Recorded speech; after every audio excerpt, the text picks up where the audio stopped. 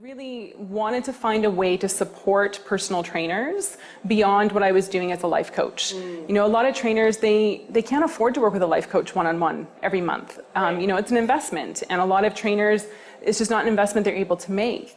And so I was trying to figure out, how can I help more trainers in the way that I've helped my coaching clients one-on-one. And also, I truly believe that when we come together and support each other, that all of us are more successful.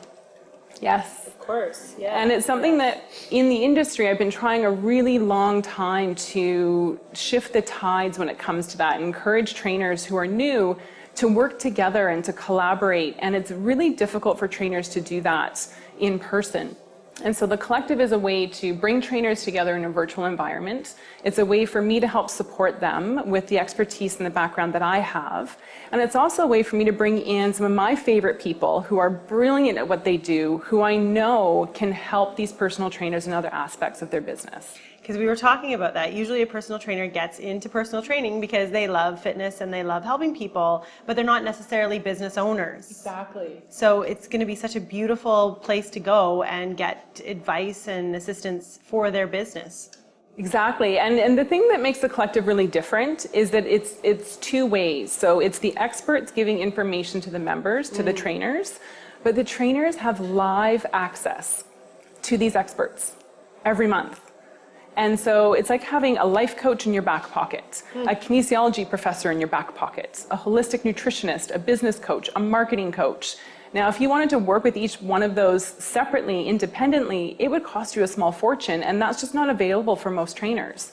And so by bringing everyone together in the collective, we make it feasible for trainers to access all that expertise so they can focus on what they do best, which is inspiring and training their clients. And also, sorry, you were talking too about how trainers can sometimes get a burnout because they're constantly working. Yeah. Personal training is a really hard career. It's, you know, people are paying you for an hour of your time. And so especially when you're starting your business, you take every client you can possibly get, you bend your schedule to fit their needs. So your first client might be at 4:30 in the morning and your last client is 8 o'clock at night. Right. And so the rate of burnout in personal trainers is really high.